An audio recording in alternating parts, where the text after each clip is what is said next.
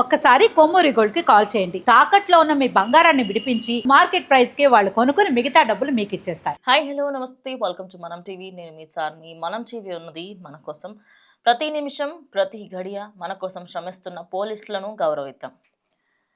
పాకిస్తాన్ ఇప్పుడు దీనికి సంబంధించి నేను వీడియో మొత్తంలో పాకిస్తాన్ అని ఎక్కడ మెన్షన్ చేయను మళ్ళీ. Okay, max of the time Pakistan అన్నప్పటికీ కూడా మీరు ఏంటంటే దాని గురించి చెప్తున్నాను అర్థం చేసుకోండి. Okay, according to YouTube guidelines గురించి మాట్లాడదాం. అందుకోసం అని చెప్పేసి నేను ఎక్కువసార్లు వాడను. అయితే ఆ దేశం పుట్టింది ఎందుకో తెలుసా అనే ఉద్దేశానికి సంబంధించి మసూర్ అది ఆయనే నేను ఒక వీడియోకి సంబంధించి ఆడియోలు బయటకు వచ్చిన చూసిన అసలు నాకు కావాలి 1000 మంది కావాలి అని చెప్పేసి బేస్ వాయిస్ తీసుకొని మాట్లాడారు చూసిన గా పెద్ద మనిషి గురించి మాట్లాడదాం. అయితే ఆ దేశం అట పుట్టింది ఎందుకట తెలుసా, మనుషులు సంపక తినడానికి. ఎస్, ఇది ఒక మనిషి ఇన్నర్ వాయిస్ అవుటర్ వాయిస్ అనేది ఏమైనా ఉంటే ఒక మనిషి ఇట్లనే మాట్లాడతాడు నిజంగా. సో ప్రజెంట్ ఒక ఆడియో ఏదైతే వైరల్ అవుతుందో దానికి సంబంధించి అదేవిధంగా ఆయన చేసిన కొన్ని వ్యాఖ్యల గురించి కూడా మాట్లాడదాం. పాక్ పుట్టిన ఉద్దేశాన్ని నెరవేర్చే సమయం వచ్చింది. దానికి సంబంధించి అసీం మునీర్ ఆయన వ్యాఖ్యలు ఏవైతే ఉన్నాయో దాని గురించి ఇప్పుడు మాట్లాడదాం. ఆయన ఏమంటున్నాడంటే పాకిస్తాన్ ఆవిర్భావం వెనకాల ఒక దైవిక ఉద్దేశం ఉంది, అందుకోసం అని చెప్పేసి ఆ లక్ష్యాన్ని చేరుకోవడానికి మేము ఇప్పుడు ముందుకు వెళ్తున్నాము.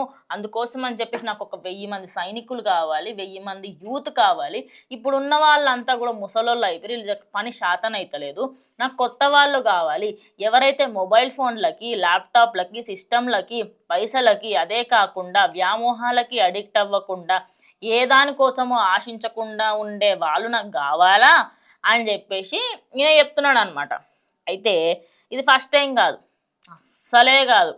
దీనికన్నా ముందు కూడా ఒకసారి దాని గురించే మాట్లాడితే అప్పట్లో ఐ గెస్ ఆయన ఎగ్జాక్ట్గా గుర్తులేదు, బట్ అప్పుడు కూడా ఇదే పంచాయతీ.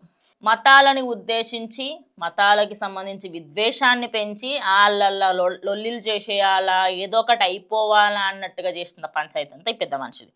అయితే ఇప్పుడు ఆయన ఏం మాట్లాడిన ఒకటి చెప్తా. పాక్ కేవలం ఒక దేశం మాత్రమే కాదని అది ఇస్లాం పేరుతో సృష్టించబడ్డ ఒక ప్రత్యేక అస్తిత్వమని ఆయన అభిప్రాయం అన్నమాట. అది ముస్లిం దేశాలన్నిట్లో కల్లా పాకిస్తాన్ ఒక ప్రత్యేక దేశం అంట. అదే కాకుండా దానికంటూ ఒక ప్రాముఖ్యత ఉందంట. అదే కాకుండా పాకిస్తాన్కి సంబంధించి మా లక్ష్యం ఏంటో మాకు తెలుసు, మా లక్ష్యానికి సంబంధించి మేము ముందుకు వెళ్తామంట. నాకు కొన్ని విషయాలు అర్థమవుతలేవు. ఏం ఆలోచిస్తారో తెలియదు, ఎందుకు ఇట్లా ఆలోచిస్తారో తెలియదు. ఇప్పుడు ఆయన లాస్ట్ టైం కూడా ఇప్పుడు ఆ దైవంకి సంబంధించి ఏదైతే అంటున్నాడో అంటే నాకు వాళ్ళ దైవం గురించి మాట్లాడిన దాని గురించి నేను ఏం కమెంట్ చేయను, బికాస్ నీ దేవుడిని నేను తక్కువ అంచనా వేయాలనుకోవట్లేదు. కానీ ఆయన మాట్లాడిన మాటలు చూస్తుంటే ఎట్లా ఉంటుందంటే ఓ మనిషిని చంపడానికి నేను రెచ్చగొడతా. ఇంకోటి, దేవుని దగ్గరికి మనం ముందే వెళ్ళాలా, మన దేవుడు మనకి పిలుస్తున్నాడు అని చెప్పేసి 100 సార్లు చెప్తాడు. ఫస్ట్ అండ్ ఫార్మోస్ట్ థింగ్ ఆయన మాటలు వినడమే మానేయండి అని చెప్పి చాలామంది చెప్తున్నారు.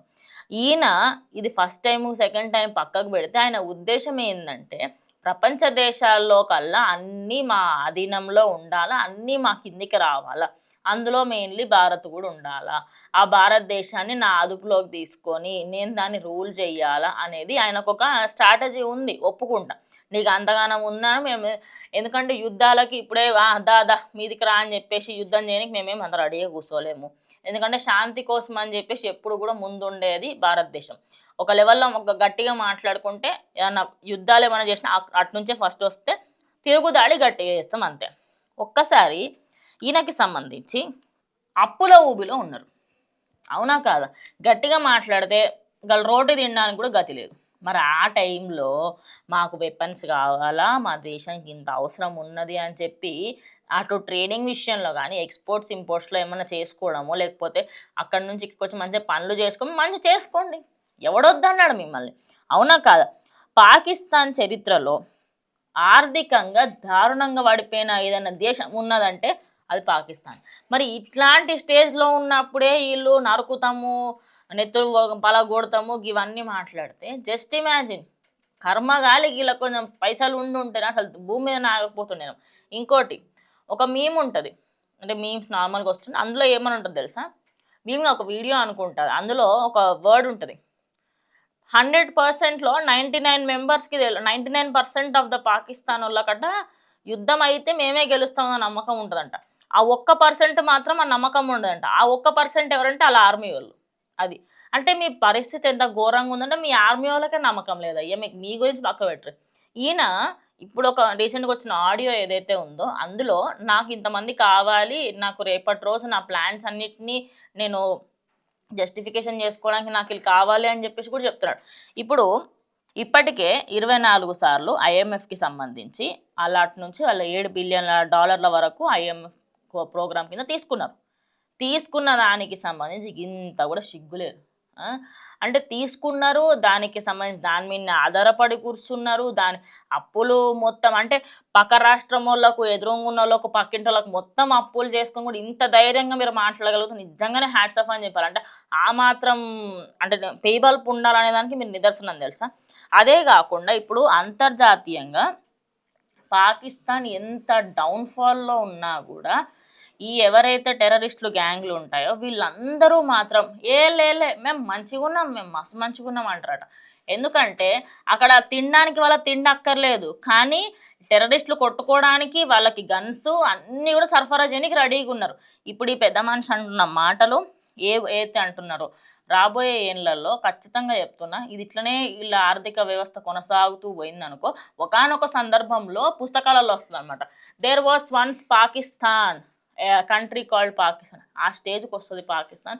ఖచ్చితంగా రావాలని కూడా కోరుకు, ఎందుకంటే అలా పతనం పడ్డప్పుడే ఇలాంటి వ్యాఖ్యలు చేయకుండా ఇండియా నుంచి చాలామందిని తీసుకొని టెర్రరిస్ట్ లాగా మార్చాలి అనే ఉద్దేశాన్నైనా ఆయన మార్కుంటాడేమో ఒకసారి చూడాలి. మరి దానికి సంబంధించి ఫర్దర్గా ఇంకా ఈయన మాట్లాడిన మాటలు దానికి సంబంధించిన డీటెయిల్స్ ఖచ్చితంగా మీకు షేర్ చేస్తాను. ఇది వాడి వీడియో ఇంకో వీడియోతో మళ్ళీ కలుస్తాం. అండ్ కీప్ వాచింగ్ మనం టీవీ.